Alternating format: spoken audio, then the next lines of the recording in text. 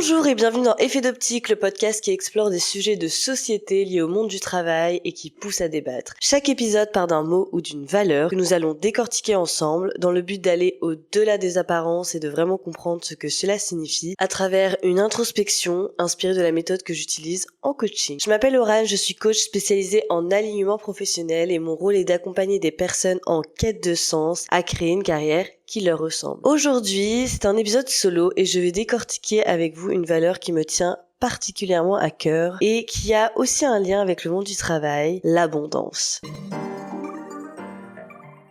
L'abondance, ce rêve que l'on poursuit tous d'une manière ou d'une autre. Plus d'argent, plus d'opportunités, plus de confort, plus de liberté et en définitive, plus de choix. Dans une société qui glorifie l'accumulation, le toujours plus, on pourrait croire que l'abondance est finalement la clé du bonheur. Mais est-ce que c'est si simple ? À première vue, avoir beaucoup semble être un avantage. Pourtant, face à une infinité de choix, ne devient-on pas plus indécis ? Trop d'options, trop de possibilités et soudain, chaque décision devient un vrai casse-tête. Chaque renoncement peut aussi devenir un regret potentiel. Est-ce qu'avoir trop de tout nous rend vraiment plus libres, comme certains peuvent penser, ou est-ce que cela nous enferme dans une quête insatiable ? Pourquoi dans un monde où l'on n'a jamais eu autant de possibilités, tant de personnes se sentent-elles perdues, insatisfaites, incapables de choisir une direction et de s'y tenir ? Est-ce que l'abondance nous sert ou nous piège ? Dans cet épisode, on va explorer le paradoxe de l'abondance, comment l'excès de choix peut mener à l'indécision, comment le surplus peut parfois générer du vide, et surtout comment trouver l'équilibre entre assez et être noyé par le trop.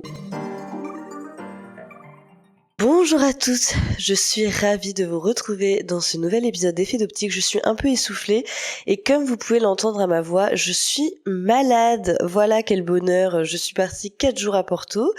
Je me suis dit, ouais, ça va être trop chouette, il va faire beau, etc. Et à ma grande surprise, il pleuvait pendant 4 jours. Voilà.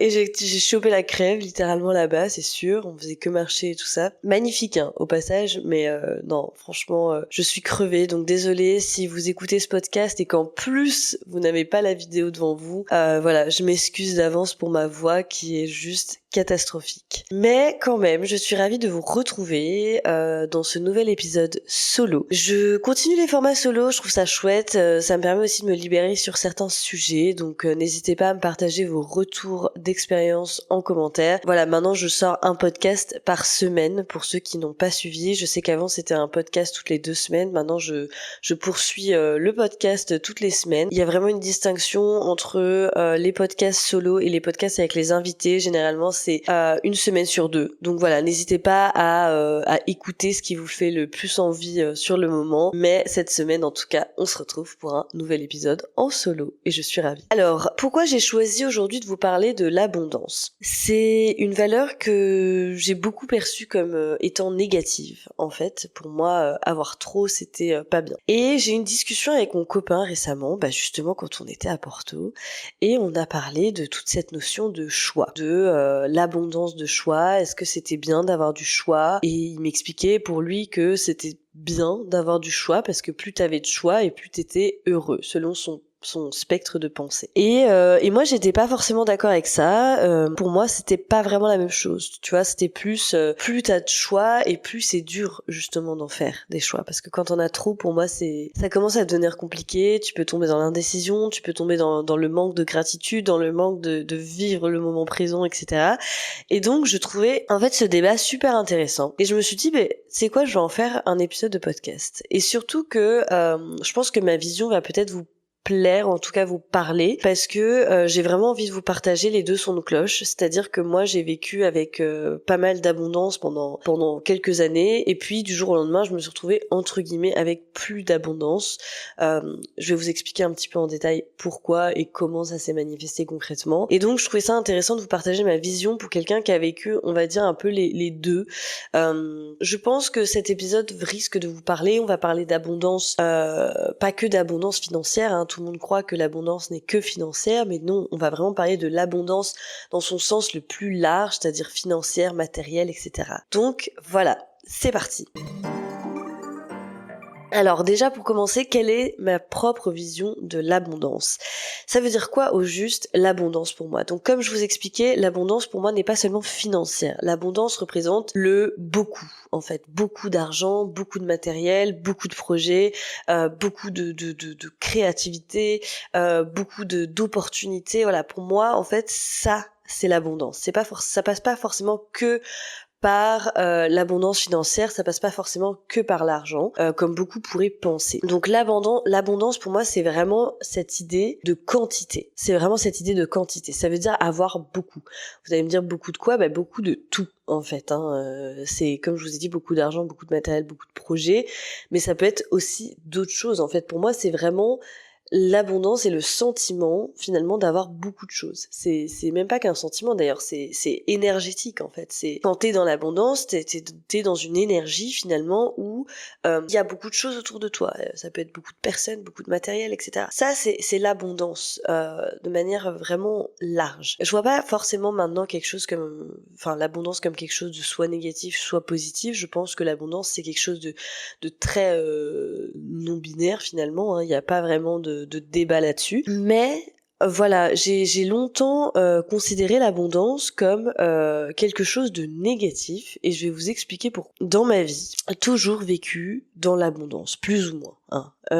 Quand j'étais petite, ben voilà, je suis née en plein milieu d'un restaurant. Mes parents étaient restaurateurs. Je veux dire, ça a toujours bien marché. Après, ils en ont eu d'autres qui ont bien marché eux aussi. Voilà, j'ai toujours vécu, on va dire, donc pas du tout dans la stabilité, parce que ça reste quand même de l'entrepreneuriat, donc c'est pas du tout des métiers stables, mais quand même toujours dans l'abondance de choses. Quand tu travailles dans un restaurant, en plus t'as une abondance de nourriture à toi, tu manques jamais de rien. Une abondance, une certaine abondance financière finalement, parce que si les restaurants marchent bien, ça veut dire que quand même tu arrives à vivre correctement avec ton argent, etc. Enfin avec l'argent de tes parents en tout cas. Et donc j'ai toujours vécu dans une certaine abondance. Chez moi il y avait pas mal de choses, pas mal d'objets. C'était un appartement au-dessus du restaurant à l'époque qui était quand même assez grand. Enfin voilà, j'ai toujours vécu dans une certaine forme d'abondance dans ma vie. Et puis en fait quand j'ai grandi et quand j'ai commencé à travailler, j'ai commencé à voir un petit peu on va dire les deux facettes de l'abondance. Après les études, donc comme je vous ai dit, j'ai eu plusieurs CDI en fait, donc j'ai fait un premier CDI où je gagnais convenablement ma vie. Ensuite j'ai été au chômage, donc déjà là à partir de ce moment-là j'ai commencé à avoir déjà une perte d'abondance parce que quand t'es au chômage, forcément d'un point de vue énergétique, une fois de plus, d'un point de vue abondance énergétique, t'en as plus parce que t'as plus de travail, donc tu n'as plus d'abondance, de travail, de choses à faire dans la journée, tu n'as plus d'abondance financière non plus, tu n'as plus d'abondance de projets, d'opportunités qui arrivent à toi, etc. Donc déjà là, j'avais commencé à avoir une petite faille dans l'abondance dans ma vie. Je me suis dit, ok, à la suite de ça, comme je vous ai dit, j'avais pris un autre CDI, et celui-là, j'ai décidé de démissionner parce qu'en fait, ça me correspondait plus. Et c'est là que j'ai commencé à vouloir faire ma formation de coaching, à me réorienter en fait complètement dans le secteur humain, enfin dans l'accompagnement humain en tout cas. Et c'est là que du coup je me suis retrouvée dans un manque d'abondance considérable. C'est-à-dire que j'ai démissionné. Je n'avais aucun revenu, aucun chômage, parce que quand tu démissionnes, tu n'as pas le chômage. Alors malheureusement, je trouve ça un peu dommage parce que quand tu décides d'entreprendre quelque chose, pour moi, ce serait logique aussi d'avoir un petit peu de chômage, le temps de t'aider à entreprendre. Mais bon, ça, c'est un autre sujet. Ce n'est pas le cas, en tout cas, en Belgique. Et donc, je me suis retrouvée sans rien, quoi. Donc, sans travail, sans chômage, donc sans revenu fixe, parce que même encore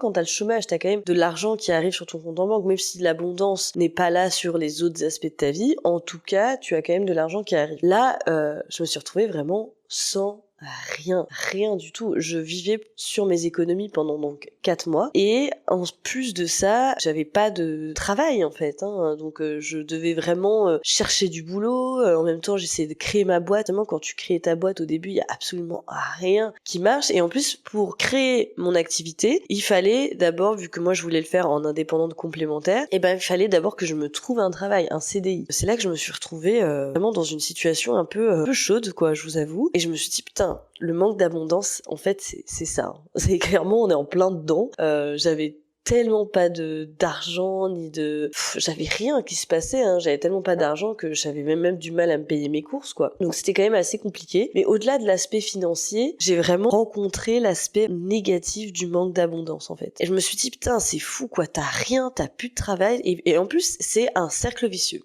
Ça, c'est le truc dont je reviendrai après sur ce point-là. Mais j'ai vraiment senti ça comme un cercle vicieux. Parce que moins t'as de choses, moins tu en attires. Moins t'as de travail, moins t'as de chances de tomber sur des opportunités comme ça qui te tombent dessus. À part si tu cherches vraiment et tout ça. Moins t'as d'argent, moins t'as de la chance d'en avoir. Parce que, à part si tu gagnes le loto du jour au lendemain ou si tu retrouve un travail, c'est très compliqué, hein. T'as aussi un manque d'abondance d'énergie, hein. T'as une énergie qui est très faible, très basse, en fait. T'es dans des énergies très basses. Donc, comme je vous ai dit, étant donné que l'abondance, moi, je le vois comme quelque chose de super énergétique, mais en fait, tu n'attires rien à ce moment-là de positif, en tout cas.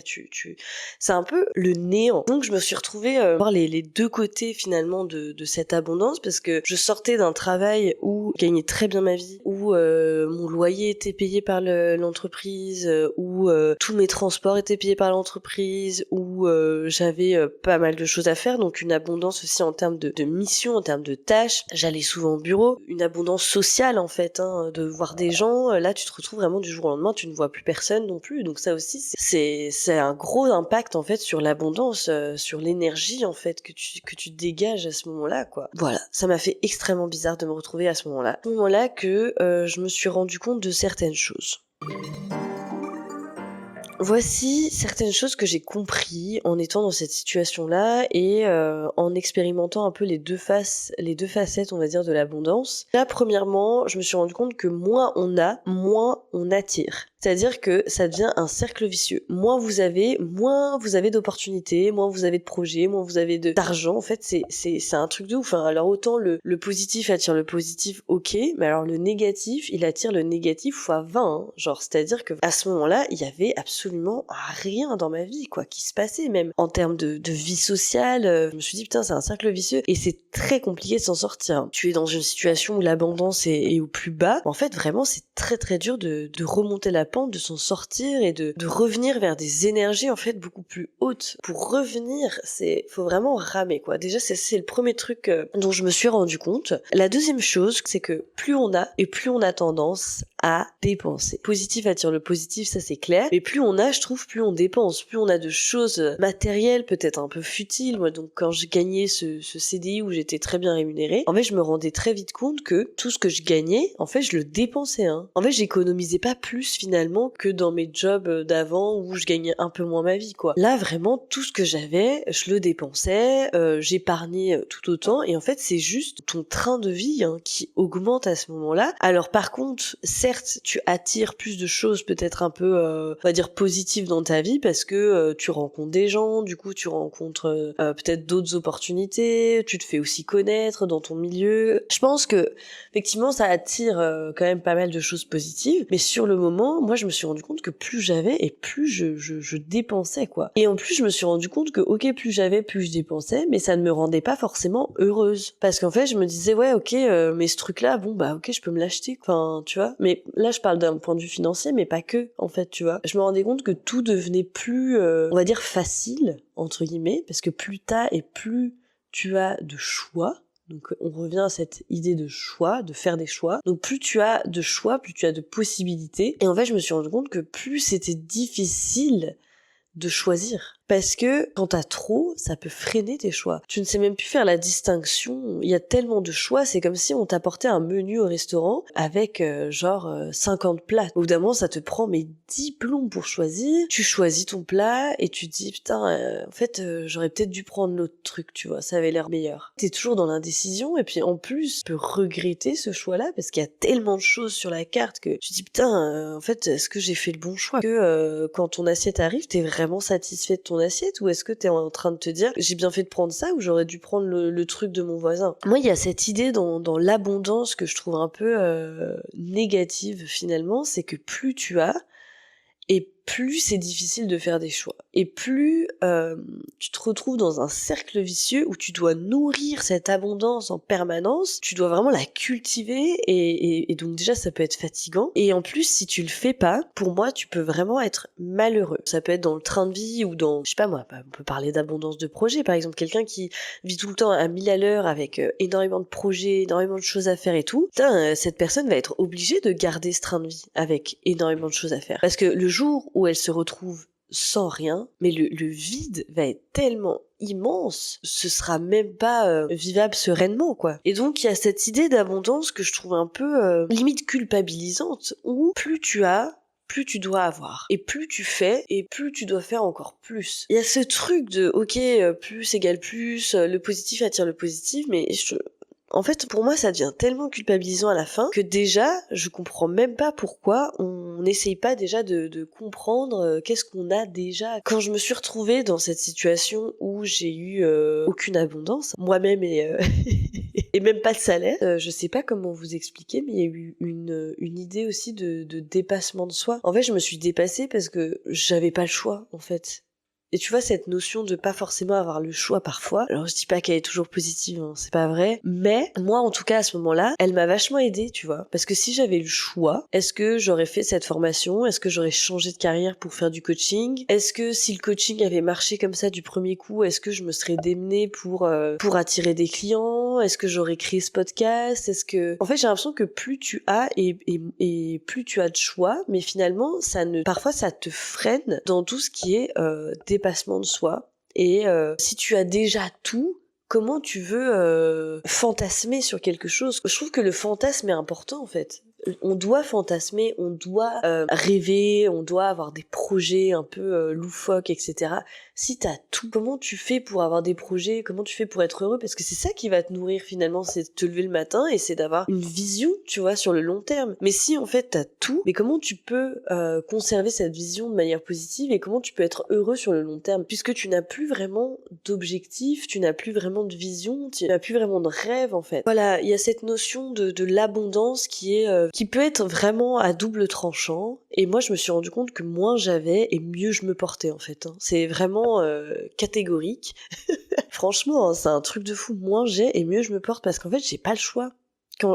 Après, ça dépend des gens, hein, mais moi, je me suis rendu compte que quand je n'avais pas, mais j'avais pas le choix que de me dépasser pour obtenir des choses. Alors moi j'ai un driver très puissant qui est le sois fort, fais des efforts, donc c'est pas mieux. C'est-à-dire que cette idée de dépassement de soi chez moi elle est vraiment ancrée et elle est limite maladive quoi. Donc je dis pas non plus que c'est la solution, mais je trouve que effectivement quand on a trop le choix et quand on a trop de choses tout court, ça nous enlève une certaine forme de liberté. Regardez pourquoi tant de personnes qui ont tout, qui vivent extrêmement bien dans l'abondance, pourquoi ces personnes-là viennent me voir en coaching, selon vous? Pourquoi certaines personnes qui ont tout se retrouvent dans un vide total? Pourquoi viennent-elles me voir et me dire oh Reine, je suis perdue, je me sens malheureuse quoi. Je pense qu'avoir trop ce n'est pas la solution. Alors le coaching ça reste du développement personnel, on va pas appeler ça autrement parce que de toute façon ça l'est. Les gens qui viennent me voir en coaching forcément c'est des gens qui sur la pyramide de Maslow, la pyramide des besoins,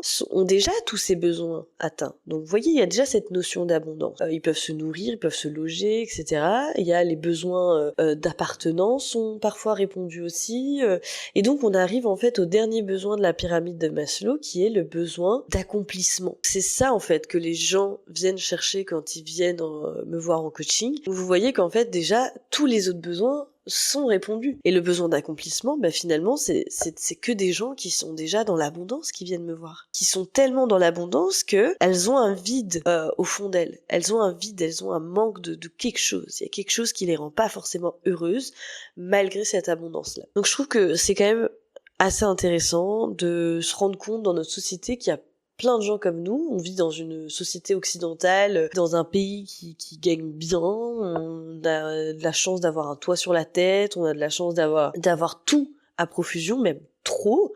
On vit dans des pays assez capitalistes finalement, mais pourtant, est-ce qu'on est vraiment vraiment heureux? En fait, on se fait tellement chier dans nos vies, tellement on a tout, que du coup on va chercher la petite bête quoi. On va chercher à tout prix à être heureux, on va chercher à tout prix à avoir plus de matériel, à avoir plus d'argent, avoir plus d'amis, avoir plus d'investissements, avoir plus de projets, faire plus de choses dans la journée. En fait, on a tellement tout qu'on en veut toujours plus et qu'on est toujours dans cette quête permanente en fait du bonheur, du bonheur, du bonheur. Et c'est pour ça que toute cette idée, d'ailleurs, pour revenir à mon point de plus tu as de l'abondance, plus tu attires l'abondance.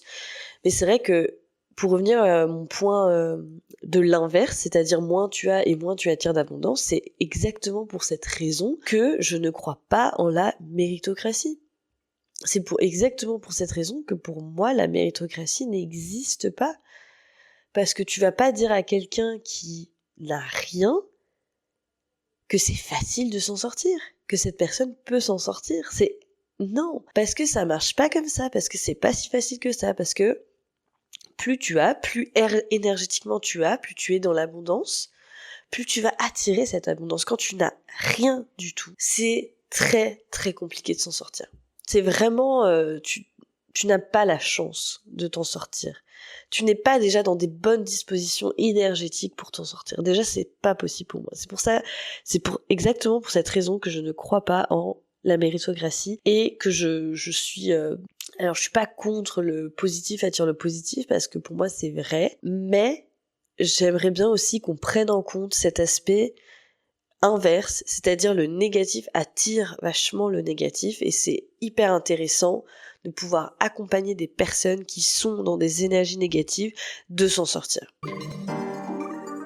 Alors nous arrivons tout doucement à la fin de ce podcast. Comme d'habitude, je vais vous donner 3 petits conseils. Comment cultiver cette abondance pour qu'elle ne nous emprisonne pas dans le vide et dans l'indécision. Première chose que je vous invite à faire, et ça c'est je pense la chose la plus importante, cultivez votre gratitude. C'est hyper important de vous poser 2 minutes et de vous dire ok, qu'est-ce que j'ai autour de moi ? Profitez en fait de ce que vous avez déjà. Parce que le problème dans nos sociétés actuelles, c'est qu'on a tellement, on oublie ce qu'on a. Et on se pose pas 2 minutes et on se dit pas ok, c'est cool. Putain, c'est vrai que j'ai de la chance d'avoir ce que j'ai aujourd'hui. Je suis heureux et reconnaissant pour ce que j'ai. Ça, c'est déjà le premier point, c'est la base, on ne le fait pas assez. Je pense que si vous cherchez le bonheur dans l'abondance, vous n'allez pas y arriver si vous ne faites pas preuve de gratitude. Deuxième conseil que je peux vous donner, apprenez à définir vos propres critères de réussite. Ça veut dire quoi ? Ça veut dire, mais ça on en a déjà parlé dans d'autres podcasts, comment définir des critères de réussite en coaching ? Et tout simplement, vous définissez des objectifs concrets, chiffrés, pour que vous soyez heureux d'atteindre ces objectifs à la fin. Vous voulez cette abondance, vous la traduisez comment ? Vous voulez qu'elle se manifeste comment et jusqu'à quel point ? C'est important de définir des critères de réussite qui sont simples pour justement cultiver cette abondance chez vous, pour continuer d'être dans l'abondance, mais sans que ça vous rende malheureux, sans que ça vous rende vide. Troisième conseil, transformez votre abondance en partage. C'est très très très important de pouvoir cultiver son abondance et de la partager. Alors évidemment, je ne parle pas d'abondance que financière, je vous demande pas de partager vos sous avec la terre entière, c'est pas le but. Non, ce que je vous demande, c'est de tout simplement transformer cette abondance en quelque chose que vous pouvez partager en fait. Ça peut être offrir, ça peut être transmettre, partager son savoir, partager ses ressources, peu importe lesquelles, mais ça permet aussi de donner un sens finalement à ce que l'on possède déjà. Et voilà, c'est la fin de cet épisode. J'espère que cet épisode vous aura plu. N'hésitez pas à mettre 5 étoiles sur Spotify et Apple Podcast. J'espère que ma voix n'a pas trop été un frein dans ce podcast. Promis, la prochaine fois, j'irai beaucoup mieux. En tout cas, j'ai quand même adoré faire ce podcast sur ce sujet-là qui me tient tant à cœur. Si vous aussi, vous avez l'impression finalement d'avoir tout pour être heureux, mais que vous ressentez encore un vide à l'intérieur de vous, si l'abondance que vous avez autour de vous ne vous suffit pas, si vous ne savez pas comment la cultiver, si vous n'arrivez pas à donner un sens finalement à votre vie et à cette abondance, alors il est peut-être temps pour vous de redéfinir ce qui compte vraiment. Contactez-moi, n'hésitez pas, toutes les infos sont en description de ce podcast. Je serai ravie de vous accompagner sur ce sujet qui est tellement important pour moi. Et nous, on se retrouve mardi prochain pour un prochain épisode d'Effet d'Optique.